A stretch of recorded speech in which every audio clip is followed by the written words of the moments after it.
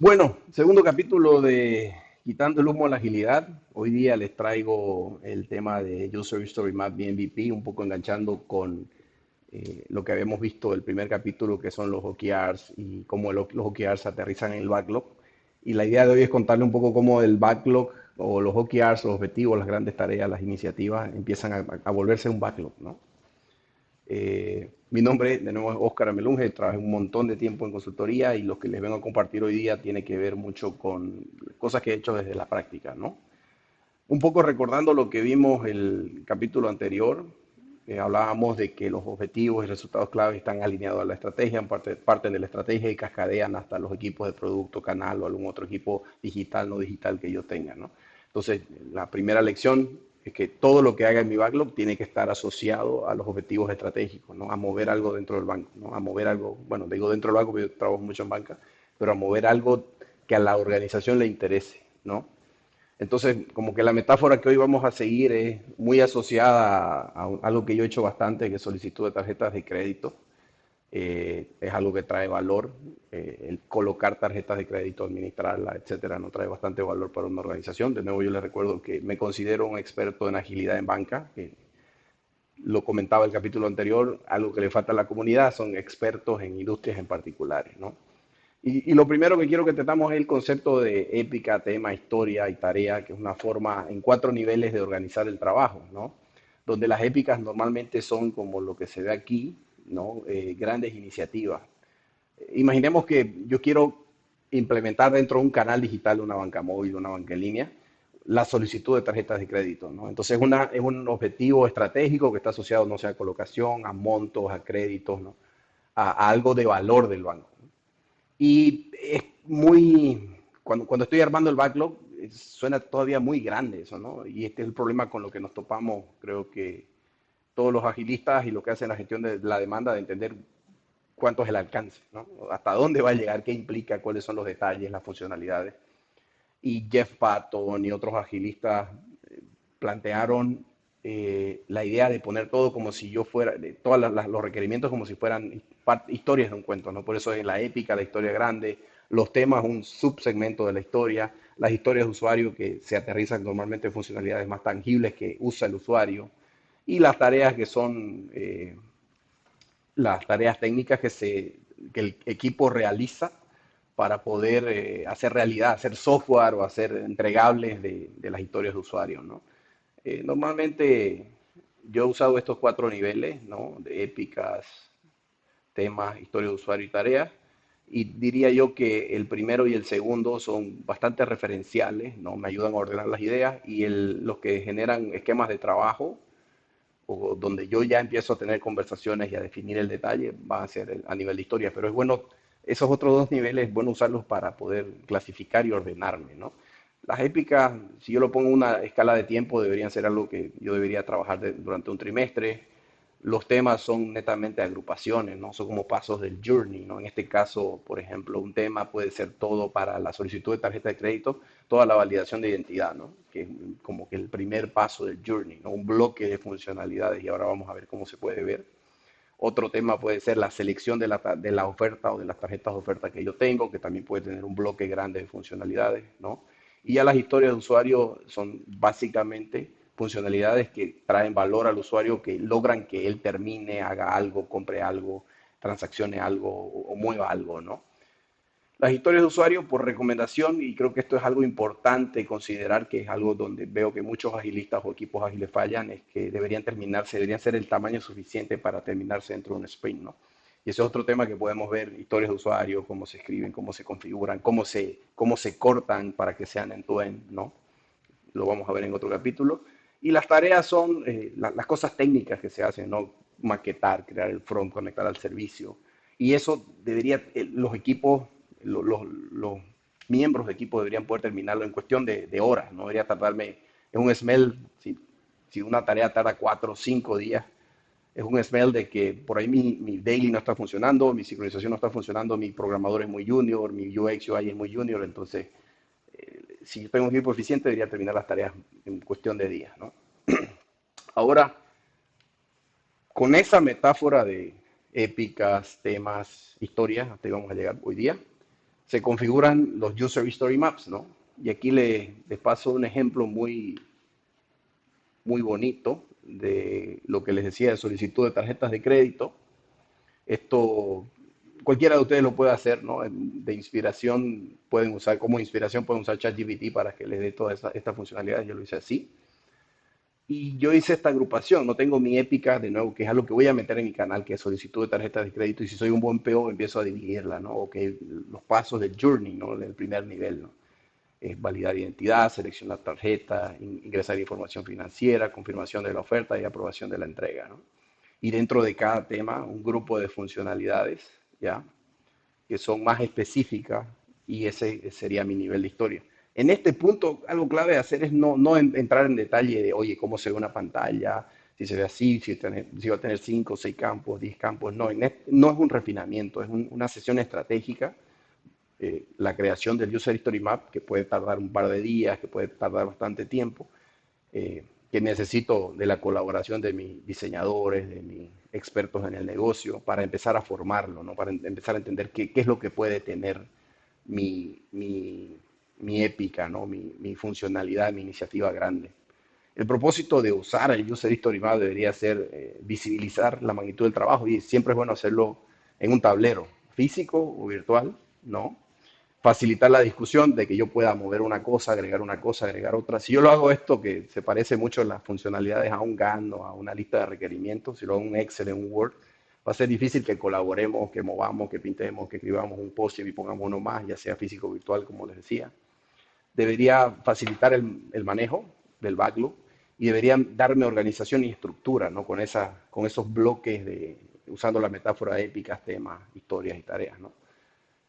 Hay un tip aquí, dice, en este punto debo listar todo lo que pueda, no debe existir restricciones de alcance.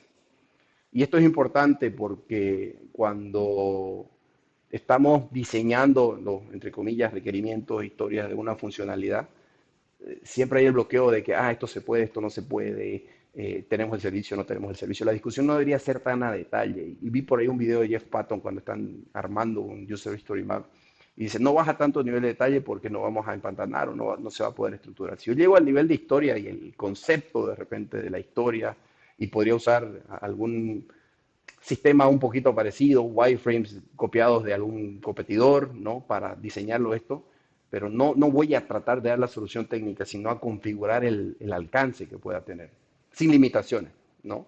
Porque las limitaciones las deberíamos poner después cuando hacemos otro paso, que es el MVP, ¿no? Este tipo de herramientas, ¿no? El User History Map, ¿cuánto tiempo debería tardarse en construir? Pues, varía, ¿no? Se puede hacer un equipo con experiencia en el producto, en el canal que está manejando, puede hacerlo en un par de horas, ¿no? Con un esfuerzo y con un buen esfuerzo, 2 o 3 horas. Un equipo nuevo puede tardarse un par de días y varias sesiones hasta poder configurar todo ese alcance, ¿no? Otro, otro punto valioso, ¿no? Es el concepto del MVP, ¿ya? Una vez yo tengo todo el alcance, empiezo a cortar alcance, que es algo atípico, ¿no? Cuando yo hago un proyecto, lo que trato de hacer es listar todo lo que pueda y a partir de ahí calcular el tiempo, ¿no? Entonces yo primero listo todo lo que pueda y aquí empiezo a cortar, ¿no? Me enfoco en que mi producto sea mínimo viable y hay muchas discusiones al respecto de qué es un MVP. Les comento para mí y en la práctica qué fue un MVP o qué viene siendo un MVP cada vez que yo converso lo del MVP, ¿no? Primero, que es mínimo, o sea, la cantidad mínima de funcionalidades de una iniciativa, en este caso una solicitud de tarjeta de crédito, que yo necesito para entregar valor, ni más ni menos. O sea, si a mí me falta un bloque de estos temas que están acá, ¿no? De la validación de identidad, ¿no? Si me falta todo el bloque, ya no es un MVP porque no es lo mínimo, o sea, ya le estoy yendo menos del mínimo. O si yo aumento algo que se sale de la jornada del cliente, como no, que yo le voy a enviar una tarjeta, o no, perdón, una tarjeta, sino un email y otras cosas que son muy aspiracionales y que se van de la jornada del usuario, ya tampoco estoy haciendo MVP, ya es más grande, ¿no? Entonces, pensar, y es una habilidad de un buen product owner, pensar que es lo mínimo, pensar en maximizar la cantidad de trabajo no realizado. O sea, ¿qué puedo descartar? ¿Qué puedo sacar? ¿Cómo digo no a todas las aspiraciones y los sueños que tienen los canales, los ejecutivos, el negocio, ¿no? En qué me enfoco, ¿no? Y viable es pensar en, oye, ¿cómo, cómo trae valor de negocio? O sea, viable tiene que traer valor de negocio. O sea, cómo estas funcionalidades ya a este nivel ya me pueden traer algún impacto en el negocio. Viable también que técnicamente, desde el punto de vista técnico, se pueda hacer que existan los servicios, que tengamos algún contrato, no sé, con un SaaS, que tengamos la operación resuelta, cómo va post esta implementación, se va a dar soporte, ¿no? Que todo eso se pueda hacer, que tengamos presupuesto para hacerlo, ¿no? Eh, Viable también es desde el punto de vista del usuario. O sea, si yo construyo algo que nadie quiere, ¿no? No es viable, ¿no? Porque no va a vender, o sea, no lo van a usar. Y he visto muchos canales y productos con funcionalidades tremendas, pero que nadie usa, ¿no? Desde el punto de vista operativo también, ok, voy a implementar esto y voy a necesitar montar toda una operativa en el call center, en las sucursales, en los cajeros, en la atención al público, en toda la parte operativa para que esto funcione, en el envío, en la recepción de tarjetas, en la devolución. Operativamente hablando, eso no se me puede escapar tampoco. Y lo otro es que también desde el punto de vista regulatorio debería ser viable, porque si estamos, no sé, ofreciendo una tarjeta que por ahí en un banco famoso de mi país pasó de $1 millón, ¿no? Que es algo irrisorio, pero sí ha pasado. Eh, no, no puede ser que regulatoriamente eso no sea permitido, entonces tengo que tratar de evitar romper la regulación. Entonces eso me da un indicio de que la construcción del User History Map y la definición del MVP no es una tarea que hace solo el PO, es una tarea que lidera el PO y con ayuda del Scrum Master obviamente, pero en la cual participan todas las áreas de negocio, operativas, técnicas, funcionales, obvia, si yo tengo un buen arquitecto y servicios disponibles para consumir, puede ser que ahí no tenga que hacer tanto esfuerzo, pero de repente en la operación, en la regulación, en el cumplimiento, en la definición de la marca, en la comunicación de la imagen, ¿no? De la comunicación que yo, los textos que yo le pongo al usuario, ahí necesito tener ese feedback y esa validación lo más temprano posible. Y el mejor momento es cuando el primer momento es cuando estoy haciendo la definición del MVP. Normalmente la definición del MVP se debería hacer en un taller donde yo ya tengo el User History Map construido y empiezo a marcar aquí con rojito las historias de usuario con color que quieran, ¿no? En este caso de rojito, las historias de usuario que tienen alguna dependencia, ¿no? O que van a requerir trabajo de otra área del banco experta, no sé, en cumplimiento legal, en marketing, que me ayude a validar si eso es posible, ¿no? Eh, y tengo que necesariamente cuando esté en la ejecución involucrarlos como aliado y parte del proyecto que estoy haciendo, con el tiempo pertinente y con la dedicación pertinente, ¿no? Que eso es, diría yo, el secreto para que un MVP sea exitoso, ¿no? De que yo no tenga impedimentos que tenga que ver con dependencias o capacidad o conocimiento o aprobación de otra área. Entonces tengo que identificarlo muy rápido, que es algo que siempre hay que hacer en un taller de MVP, involucrar a esa gente y ponerlos dentro también de la cadencia de trabajo que tengo, ¿no? Y vamos a seguir hablando de eso, ¿no? Bueno, una vez yo tengo cerrado el MVP, lo que debería hacer un buen PO es organizarlo en sprints, ¿no? Empezar a construir el backlog en sprints. Y algo importante es que cuando yo construyo este backlog en sprints, yo debería cortar cada sprint de forma transversal, ¿no? Como una mordida de hamburguesa, ¿no? Tratar, que no es fácil hacerlo, de crear funcionalidades por sprint que sean transversales, que tengan el end-to-end de la jornada o la funcionalidad. A veces es posible, a veces no, pero intencionalmente debería pensar en hacerlo así, ¿no? Otra cosa que debería pensar es que cada sprint, desde que yo lo empiezo a conceptualizar, después de que termine el taller de MVP, debería tener un objetivo claro, ¿no? En este ejemplo está, lo pueden leer después de todo, aprobar la oferta de tarjetas sin personalización, ¿no? Es lo primero que quiero lograr. Potencialmente desplegable podría de repente en algún momento, idealmente, si tengo todas las capacidades técnicas y todas las dependencias resueltas, ponerlo en producción y empezar a ofrecerle a Friends and Family, mis tarjetas de crédito o el producto que sea, ¿no?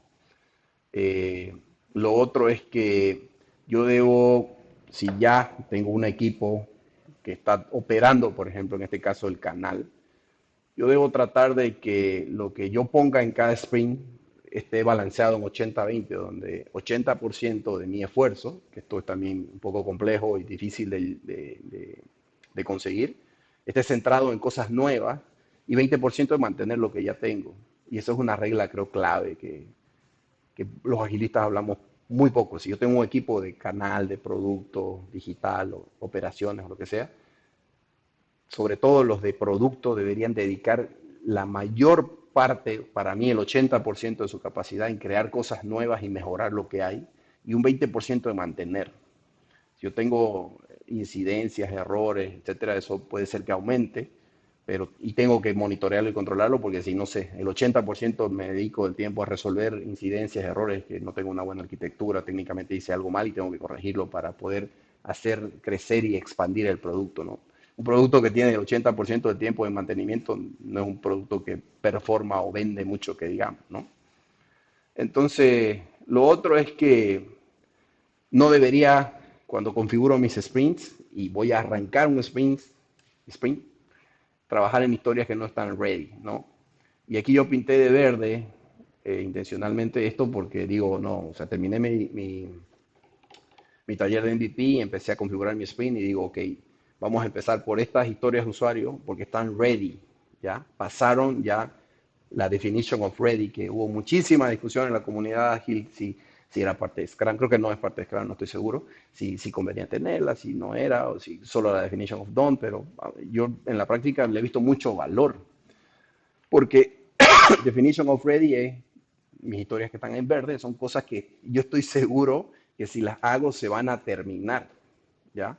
Que el equipo está listo para agarrar esa historia, coding, coding, coding, deploy, y a producción idealmente, ¿no? O a un staging muy preproductivo, ¿no? Entonces, algo que es importante y que creo que de muy poco se habla es que de la definition of ready. Y la definition of ready deriva en un backlog oculto, un backlog que no se ve, ¿no? Y es donde trabajan normalmente el PO, el Scrum Master, el arquitecto, los roles más senior, no los roles de development, ¿no? Sino que son, yo les decía, el PO, el Scrum Master, eh, el arquitecto, el líder técnico, el líder de diseño, tiene que estar trabajando un paso adelante, asegurando de que las historias de usuario queden ready para que el equipo la resuelva. Y que queden ready implica, no sé, verificar, aquí hay algunas cosas, porque puede ser que no sea solo eso, ¿no? Verificar que existan los servicios internos o externos para que esa, no sé, una historia, por ejemplo, de notificaciones de aprobación se conecte, ¿no? al servidor de notificaciones, ¿no? Que esté el servicio listo, que yo lo entienda y que esté diseñada la arquitectura para hacerlo. Que las historias de usuario, alguna funcionalidad o algún texto en específico ya haya pasado por riesgo, por legal, por cumplimiento, que yo tenga la validación para seguir adelante, que la historia de usuario tenga un diseño técnico de arquitectura, que sepamos técnicamente cómo se resuelve, cuáles son las capas que vamos a crear, qué servicios nos vamos a conectar, cómo vamos a llamar a los servicios, cómo va a ser la firma, todo eso debería estar resuelto, ¿no? Y ese es el proceso de crear una historia de usuario, ¿no? A partir del nombre, el proceso de refinamiento y de construcción de la historia, que lo vamos a ver en otro capítulo, que es intenso, requiere mucho trabajo del PO, del Scrum Master, del arquitecto, ¿ya? Y en los refinamientos del equipo, ¿ya? Es algo es lo que me hace que la historia esté ready, ¿no? Otro puede ser, ¿no? Otros criterios de ready es que lo, la historia haya pasado por pruebas de usuario y que sean satisfactorias, que esas pruebas de usuario en la UI hayan sido incorporadas gracias al feedback de las pruebas de usuario. Y bueno, que las historias estén refinadas, estimadas y spliteadas, ¿no? Divididas del tamaño adecuado. Yo les decía, una historia de usuario debería poder terminarse dentro del sprint, no el último día del sprint, dentro del sprint yo debería poder terminar varias, probar, ajustar, deployar, ¿no? Entonces, eso es como que algunos de los temas que queríamos ver hoy día. Para terminar muy rápido, algunas conclusiones y reflexiones. El backlog tiene que estar 100% alineado con la estrategia, que fue lo primero que dijimos.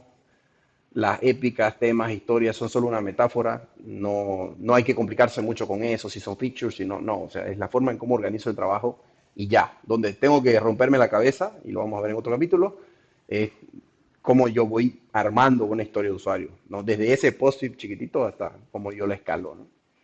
El User Story Map debería ser algo visual, físico o virtual, donde yo juegue con los requerimientos. Después, si quieren, lo bajamos a un Excel, pero debería ser la herramienta por sí de coordinación, de comunicación, de splitting, de alineamiento con otras áreas de negocio, para poder identificar también dónde tengo dependencia, dónde tengo que consultar algo, ¿no?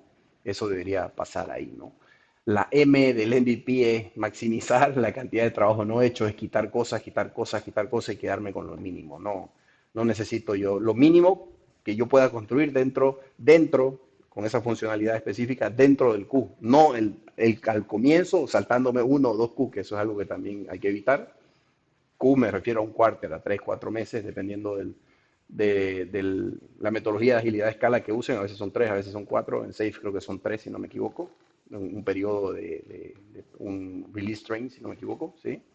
La B del MVP es viable. Viable desde el punto de vista de negocio, o sea, que lo que haga tenga impacto en los OKR, que técnicamente se pueda resolver. Si no se puede resolver dentro del cuyo, debería quitar alguna funcionalidad o de repente esperar un Q, hacer el pedido de que se construyan unos servicios y empezar a trabajar en el otro. Viabilidad técnica, eso es, no, viabilidad técnica.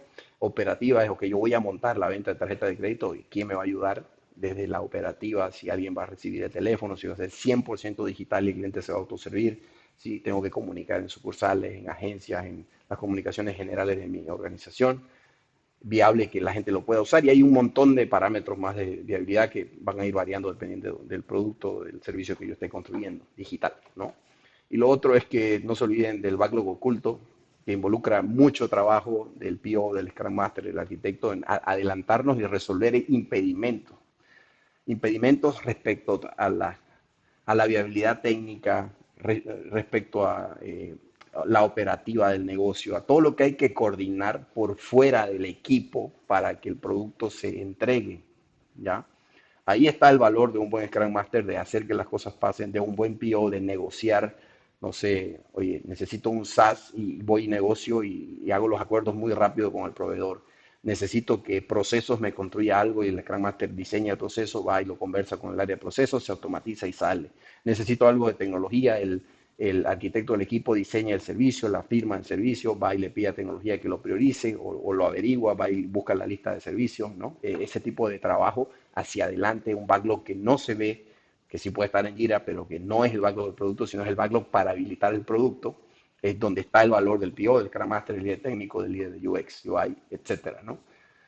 Siempre trabajar 2 sprint ready, ¿no? Siempre tener 2 sprint ready, eh, y eso implica el nuevo trabajo hacia adelante. Y ya le dije el trabajo del PO, del Scrum Master, es el backlog oculto. Bueno, hasta aquí llegamos. Les agradezco muchísimo por verme. El anterior video llegó a creo que 300 vistas. Espero que este llegue a más. Y bueno, si pueden suscríbanse. Gracias. Buen día.